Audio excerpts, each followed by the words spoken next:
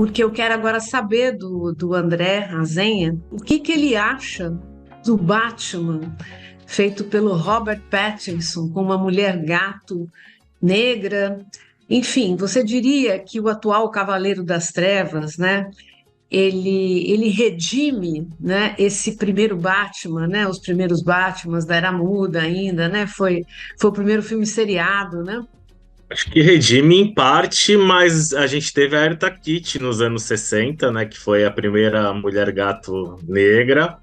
E em Batman Ano 1, que é uma saga de quadrinhos de 1988, a mulher gato no quadrinho ela é negra também, mas em alguns países eles clareavam o tom da pele, né? É uma história do Frank Miller, que é o mesmo que fez Cavaleiro das Trevas, que é o Batman que dizem ser fascista, né? Que é o Batman que persegue as pessoas que tomaram Gotham City num futuro distópico e tal. Mas esse Batman do Robert Pattinson, ele redime em parte porque ele, principalmente no fim, não sei se todo mundo viu o filme aqui, ele deixa de ser a vingança e decide ser um farol de esperança e entende que ele tem que ficar do lado do povo, de quem está sendo oprimido, porque até então os próprios vilões questionam ele, se ele não era a favor do que o Charada estava fazendo, que o Charada estava assassinando serialmente pessoas poderosas de Gotham City, né? Então, em parte. Mas o Batman é um personagem muito polêmico, que teve muitos autores ao longo desses 84 anos, então são várias visões diferentes, e a primeira versão é a mais complicada de todas, do ponto de vista de representação estrangeira, do preconceito. É um Batman que chega aos cinemas em 43, né? Depois os Estados Unidos entraram na guerra. O Batman é de 39, o Coringa é de 1940, e nessa primeira versão para o cinema feita pela Columbia, que fazia várias cineséries, essas matinês, né? As pessoas iam, pagavam baratinho, ficavam uma tarde inteira no cinema, tinha o Cine Jornal, que muitas vezes era propaganda de guerra também americana. Tem uma série no Netflix, né, com os trabalhos do Frank Capra, do George Stevens e tal, que foram mandados para a guerra para cobrir o lado ocidental. O Batman, ele tem esse primeiro vilão numa série de cinema, que é um vilão que não existia nas histórias em quadrinhos, já era um personagem que fazia muito sucesso nas histórias em quadrinhos. Lembrando que as histórias em quadrinhos eram uma diversão muito barata. Um gibi custava centavos de dólar, era vendido em farmácia, lojinha de bairro e tal. Né? Hoje que virou artigo de luxo quase.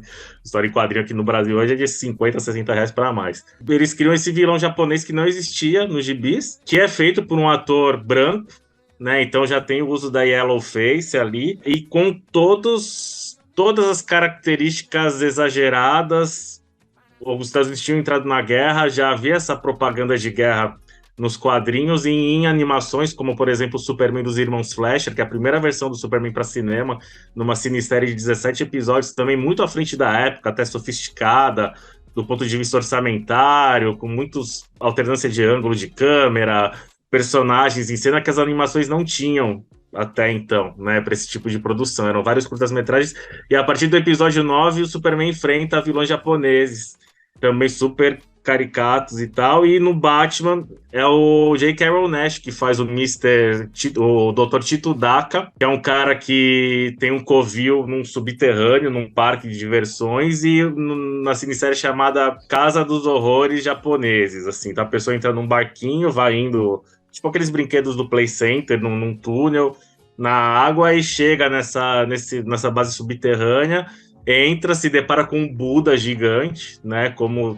se todo lugar japonês tivesse um Buda gigante, e o J.K. Rowling fazendo o uso de yellow face, né? Que é pintar, se maquiar para ficar parecendo, como é a blackface também, né? O uso racista de tinta preta feita por atores brancos, que é nem Despertar de uma Nação, do Griffith e tal. Em todo o seriado, o Batman e o Robin se referem aos japoneses como seres inferiores, esse vilão ele quer criar um equipamento que vai dominar a mente das pessoas e ele se reporta diretamente ao imperador. Só que não é um preconceito que começa nessa cinesérie, já é um preconceito que existe desde antes. O perigo amarelo é um termo cunhado no século XIX, é muito reforçado isso, né? Então, assim, é bem complicada essa representação do estrangeiro. É uma série feita com pouco orçamento e totalmente problemática do ponto de vista narrativo e que não muda muito até os anos 60, com o Batman do Adam West. Então, continua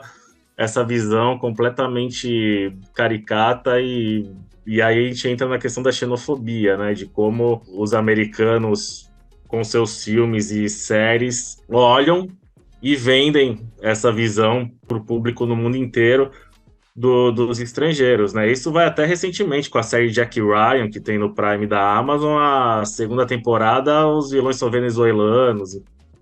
Continua, né? Não tem fim.